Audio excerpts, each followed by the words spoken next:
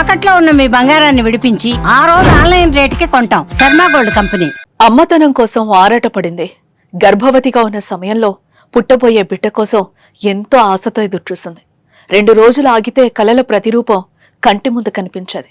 కాని కాబోయే అమ్మ అనే కనికారం కూడా లేకుండా కసాయి గొంతు నులిమేది. ప్రత్యక్షంగా భార్యను, పరోక్షంగా కన్నబిడ్డను చంపేశాడు.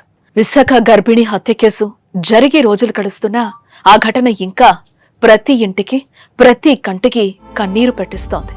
కడుపులోనే చనిపోయిన ఆడబిడ్డ ఆత్మక్ష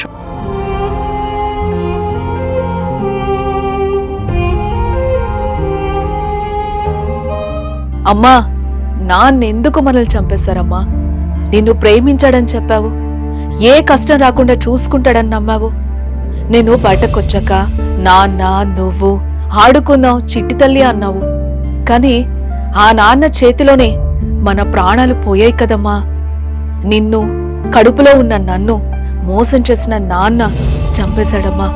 అనూష కడుపులోనే చనిపోయిన ఆడబిడ్డ ఆత్మఘోష ఇది. అమ్మతో పాటు తాను కూడా తండ్రి చేతిలో చనిపోయినందుకు పాపం ఆ పాప కుమిలి కుమిలి ఏడుస్తూ ఉండొచ్చు.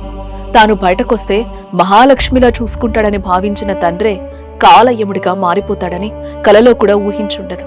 తండ్రి చేసిన పనికి లోకాన్ని చూడలేకపోయింది. ఎంతటి విషాదానికి కారణం అనూషనే. అవును, ఆమె నమ్మకమే ప్రాణం తీసింది. జ్ఞానేశ్వర్ను అనూష గుడ్డిగా నమ్మింది. ప్రేమిస్తున్నాను, ప్రాణంగా చూసుకుంటానని చేతిలో చెయ్యేసి చెప్తే నిజమే అనుకుంది. పెళ్లి చేసుకుంటే మురిసిపోయింది. కడుపులో బిడ్డ పడితే ఆమె ముఖంలో ఆనందం వెల్లివిరిసింది.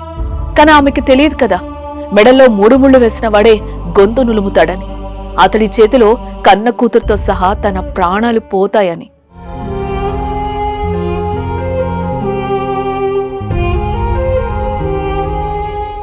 అత్తామామలను పరిచయం చెయ్యకపోయినా అనూష జ్ఞానేశ్వర్ను అడగలేదు. ఎందుకు నాకు మీ అమ్మా నాన్నను పరిచయం చేయట్లేదని పట్టుపట్టలేదు. వాడు చెప్పిన అబద్ధాలను తెలుసుకోలేకపోయింది. భర్త చూపెడుతున్న ప్రేమ నిజమే అని మురిసిపోయింది. కాని నమ్మిన వాడే వదిలించుకోవాలని చూస్తున్నాడంటూ పసిగట్టలేకపోయింది. క్యాన్సర్ అని మాయ మాటలు చెప్పి విడాకులు అడిగినా, ఫలూదాలో నిద్రమాత్రలు కలిపి గతంలోనే చంపేయాలని చూసినా నా భర్త నా సర్వస్వమని నమ్మింది. చివరికి పెళ్లైన 2 ఏళ్లకే కడుపులో బిడ్డతో పాటు అన్యాయమైపోయింది. తన కుటుంబానికే కాదు, లోకానికి కన్నీరు పెట్టిస్తోంది. 8 నెలల నిండు చూలాలను భర్త జ్ఞానేశ్వర్ గొంతు నిలిమి చంపేయడం చూసి అంత నివ్వెరపోతున్నారు. ఆ విషయం విన్నా తెలిసిన వారి కళ్ళు చెమర్చుతున్నాయి. అయ్యో అనూష అంటూ జాలి పడుతున్నారు. అనూష హత్యతో ఆడబిడ్డలు చాలా నేర్చుకోవాలి. ప్రేమ, దోమ అంటూ వెనక తిరిగే వారిని గుడ్డిగా నమ్మి అనూషలా మోసపోవద్దు.